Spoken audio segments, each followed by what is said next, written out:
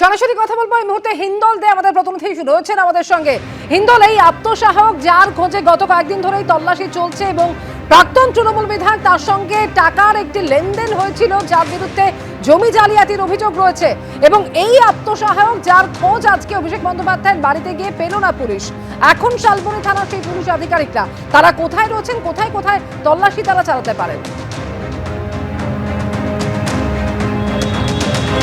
একেবারেই দেখো, শালবনী থানার পুলিশ তারা কিন্তু এখনো পর্যন্ত কলকাতাতেই রয়েছে, কেননা গতকাল রাত পর্যন্ত তারা দেখেছিলেন যে টাওয়ার লোকেশন সুমিত রায়ের দেখাচ্ছে কালীঘাট রোডের। আমরা যে বাড়িতে রয়েছি, অভিষেক বন্দ্যোপাধ্যায়ের যে বাড়ি, সুমিত রায় যিনি অভিষেক বন্দ্যোপাধ্যায়ের আত্মসহায়ক, সেই অভিষেক বন্দ্যোপাধ্যায়ের বাড়িতেই কিন্তু টাওয়ার লোকেশন দেখিয়েছিল, এবং যে কারণে কিন্তু রাতের বেলায় শালবনী থানার পুলিশ তাদের দুখানার দল তারা কিন্তু একেবারে সোজা কলকাতায় এই কালীঘাট রোডের অভিষেক বন্দ্যোপাধ্যায়ের বাড়িতে চলে আসে।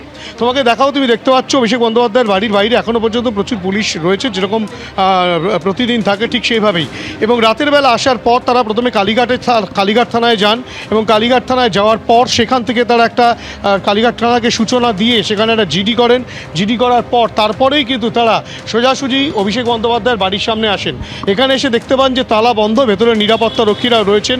সেই নিরাপত্তা রক্ষীদেরকে তিনি বলেন যে তারা বলেন যে দরজা খুলতে। অভিষেক বন্দ্যোপাধ্যায়ের যিনি আত্মসহায়ক আছেন তার সঙ্গে তারা দেখা করতে চান, কিন্তু যেটা পুলিশ সূত্রে জানা যাচ্ছে যে তারা কিন্তু তাতে সম্মত হননি। পরবর্তী ক্ষেত্রে সেই রাতের বেলা থেকে প্রায় 6:45 পর্যন্ত শালবনী থানার পুলিশ তারা কিন্তু এখানে অপেক্ষা করছিল, এবং পরবর্তী ক্ষেত্রে গ্যাস কাটার দিয়ে তালা ভেঙে তারা ভেতরে প্রবেশ করেন, এবং প্রবেশ করার পর প্রায় 2 ঘন্টা তারা তল্লাশি চালান। তেমনটাই শালবনী থানার পুলিশ সূত্রে খবর। প্রসঙ্গত বলে রাখা দরকার, এই আত্মসহায়ক সুমিত রায়ের খোঁজে পুলিশ কেন আসলো। শালবনী থানায় একটি মামলা হয়েছে, সেখানে কিন্তু জমি কেলেঙ্কারি, জমি দেখিয়ে টাকা আত্মসাৎ, টাকা লুট করার মতো অভিযোগ রয়েছে, এবং সেই টাকা আত্মসাতের ঘটনায় এবং এই আর্থিক যে জালিয়াতি, সেই জালিয়াতির ঘটনাতেই কিন্তু ইতিমধ্যেই পশ্চিম মেদিনীপুরের যে তৃণমূলের প্রাক্তন বিধায়ক তাকে কিন্তু পুলিশ গ্রেপ্তার করেছে, এবং তাকে গ্রেপ্তার করার তারপরেই কিন্তু জানা যায় যে সুমিত রায় তার সঙ্গে কিন্তু আর্থিক লেনদেন হয়েছে সেই বিধায়কের, প্রাক্তন বিধায়কের, এবং তারপরেই সেই সূত্র ধরেই কিন্তু পুলিশের টিম তারা কিন্তু চলে আসে। সঙ্গে ছিল কলকাতা পুলিশের 2টি থানা, অর্থাৎ কিনা কালীঘাট থানার পুলিশ এবং ভবানীপুর থানার পুলিশ, তারাও যৌথভাবে তাদেরকে সহযোগিতা করেন, এবং কেন্দ্রীয় বাহিনীর জওয়ানরা তারাও ছিলেন। গোটা ঘটনায় এখনও পর্যন্ত সুমিত রায় কোথায় সেই বিষয়টা পুলিশের কাছে স্পষ্ট নয়।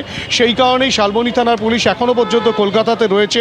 তারা বিভিন্ন বিষয়ে জানার চেষ্টা করছেন, নাম্বার ট্র্যাক করার চেষ্টা করছেন, এবং যে সোর্স রয়েছে সোর্স মারফত জানার চেষ্টা চালাচ্ছেন যে সুমিত রায় কোথায় গিয়ে থেকে থাকতে পারেন। সুমিত রায়ের বাড়িতেও তারা যাবেন, তেমনটাও জানা যাচ্ছিল। গোটা ঘটনায় এই সুমিত রায়, অভিষেক বন্দ্যোপাধ্যায়ের যিনি আত্মসহায়ক, তার খোঁজেই শালবনী থানার পুলিশ কলকাতা পুলিশকে সঙ্গে নিয়ে, কেন্দ্রীয় বাহিনীর জওয়ানদেরকে সঙ্গে নিয়ে অভিষেক বন্দ্যোপাধ্যায়ের বাড়িতে একেবারে ভোর রাতে চলে আসে।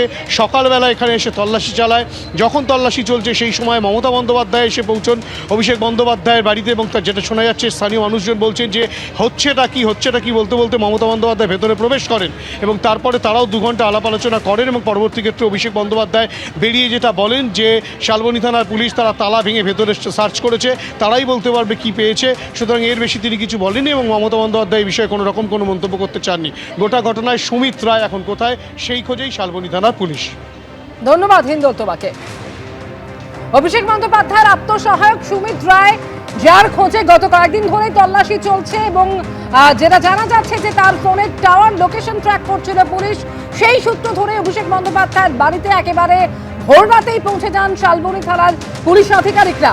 ধৃত প্রাক্তন তৃণমূল বিধায়ক, তার সঙ্গে টাকার লেনদেন হয়েছিল এই আত্মসহায়কের, প্রাক্তন তৃণমূল বিধায়ক সুজয় হাজরা, তার সঙ্গে আত্মসহায়কের কোটি টাকা লেনদেনের তথ্য পুলিশের হাতে উঠে আসে। অভিষেক বন্দ্যোপাধ্যায়ের আত্মসহায়কের মোবাইল ফোনের টাওয়ার লোকেশনের পর ট্র্যাক করা হয়, আর সেই লোকেশন ধরা পড়ে অভিষেক বন্দ্যোপাধ্যায়ের কালীঘাটের বাড়িতে। রাত 2টো নাগাদ অভিষেক বন্দ্যোপাধ্যায়ের বাড়িতে পৌঁছে যায় শালবনী থানার পুলিশ। শালবনী থানার পুলিশের সঙ্গে সেই সময় কালীঘাট থানার পুলিশও ছিল। প্রায় 4 ঘন্টা ধরে বাড়ির বাইরে তারা অপেক্ষা করছিলেন। বারবার বলা হচ্ছিল, কিন্তু তা সত্ত্বেও কেউ দরজা খোলেননি, এবং এরপর যেটা জানা যায় যে বেশ কিছুক্ষণ অপেক্ষা করার পর গেটের তালা ভেঙে বাড়ির ভেতরে ঢোকে পুলিশ। 1.5 ঘন্টার বেশি সময় ধরে তল্লাশি চলে, তবে খোঁজ পাওয়া যায়নি অভিষেক বন্দ্যোপাধ্যায়ের আত্মসহায়কের। এবিপি আনন্দ, এগিয়ে থাকে, এগিয়ে রাখে।